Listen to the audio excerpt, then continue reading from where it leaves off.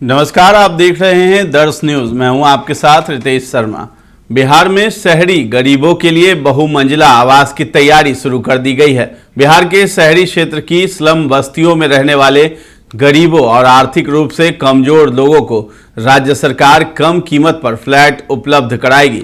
इसके लिए पहले चरण में आधा दर्जन शहरों में कई ब्लॉक वाले बहुमंजिली भवनों का निर्माण कराया जाएगा। इन भवनों में हजारों की संख्या में फ्लैट बनेंगे। ये निर्माण प्राइवेट पब्लिक पार्टनरशिप यानी पीपीपी के आधार पर होगा।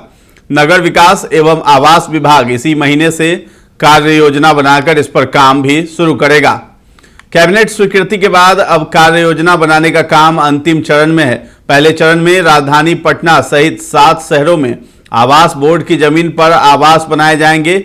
जन निजी भागीदारी यानी पीपीपी मोड के तहत निर्माण कराए जाएंगे। विभागीय अधिकारी के मुताबिक पटना सहित मुजफ्फरपुर, गया, भागलपुर, समस्तीपुर, डेहरी ऑन सोन और सारण में बहुमंजिला भवनों के निर्माण को लेकर आवास बोर्ड की भूमि चिन्हित कर ली गई है। चिन्हित भूमि पर्याप्त मात्रा में उपलब्ध है, जहां पर कई ब्लॉक में बहुमंजिला भवन बनाए जा सकते हैं। पटना में राजीव नगर दीघा इलाके में आवास बोर्ड की 5 एकड़ जमीन पर 750 आवास का निर्माण प्रस्तावित है। यहाँ आवास बोर्ड की अधिग्रहित जमीन है। जमीन पर अतिक्रमण होने पर उसे हटाया जाएगा। बिल्डर चयन के लिए निविदा निकाली जाएगी। अन्य शहरों में भी आवास बोर्ड की पर्याप्त जमीन है। बोर्ड की ओर से यहाँ जमीन चिन्हित हो रही है।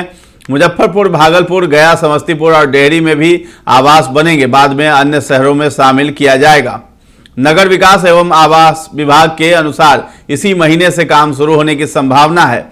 IRDA की सहमति के बाद विभाग की ओर से कार्य योजना बनाई जाएगी। सर्वे के बाद करीब 50,000 परिवार स्लम बस्ती में पाए गए हैं। इसमें 8,153 पटना में हैं। पीपीपी के आधार पर इन बहुमंजिली भवनों के निर्माण को लेकर रियल एस्टेट क्षेत्र में कार्यरत बिल्डरों से भवन निर्माण को लेकर समझौता किया जाएगा।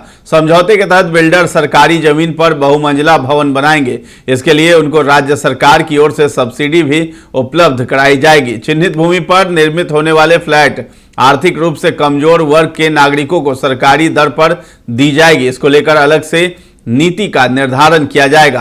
राज्य स्तर पर विभागीय प्रधान सचिव एवं जिला स्तर पर डीएम की अध्यक्षता में गठित कमेटी लाभुकों का चयन करेगी। गरीबों के लिए बहुमंजिला आवास जन निजी भागीदारी यानी पीपीपी मोड के तहत बनाए जाएंगे। आवास बोर्ड की जमीन बिल्डर को दी जाएगी। वहां अपार्टमेंट बनाने का खर्च बिल्डर को वहन करना होगा। हरित क्षेत्र और पार्किंग भी विकसित होगी।